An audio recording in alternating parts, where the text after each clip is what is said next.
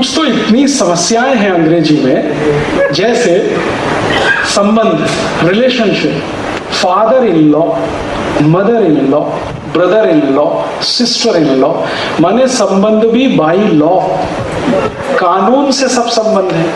क्या चक्कर क्या है ये father in law, mother in law? मैंने इसकी हिस्ट्री पढ़ी तो बहुत इंटरेस्टिंग है।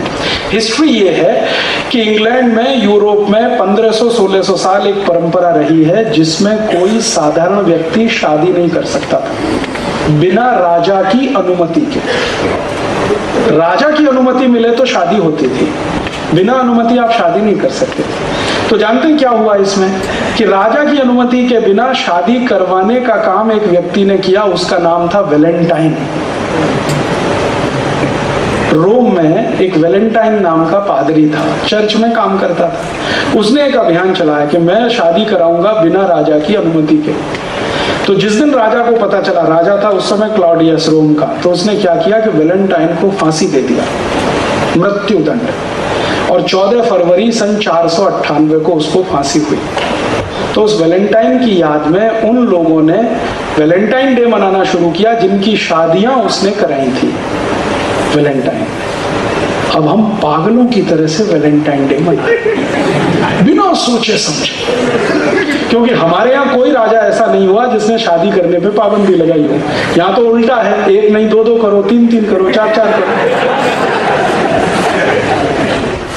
तो हमें वैलेंटाइन डे मनाने की जरूरत नहीं। और उनके यहाँ क्या होता था कि राजा की अनुमति से शादी होती थी, इसलिए सारे रिश्ते by law, father in law, mother in law, brother in law. ऐसा है चक्कर अंग्रेजी का। अब हम उसकी नकल करें तो कितनी मूर्खता है।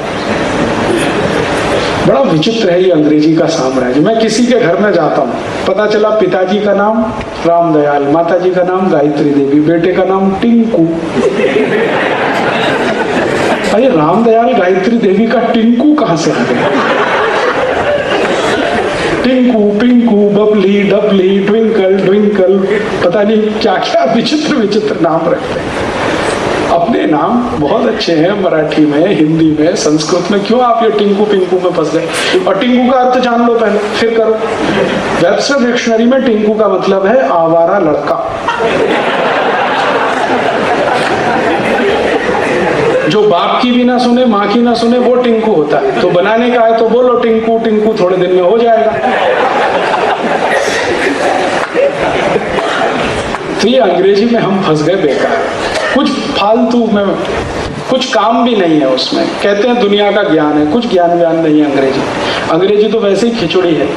थोड़ा उन्होंने जर्मन से लिया, थोड़ा फ्रेंच से लिया, थोड़ा इटालियन से लिया, थोड़ा डच में से लिया, थोड़ा रशियन से ले लिया, थोड़ा यहाँ से थोड़ा वहां से, तो खिचड़ी बना के अंग्रेजी पेश कर दी। और चूंकि ये खिचड़ी है इसलिए इसके लॉजिक बहुत विचित्र हैं। ब्यूटी पट, ब्यूटी बुट, या ब्यूटी बट, ब्यूटी पुट, ये सब इसलिए चक्कर है। अंग्रेजी का ग्रामर दुनिया में सबसे खराब है।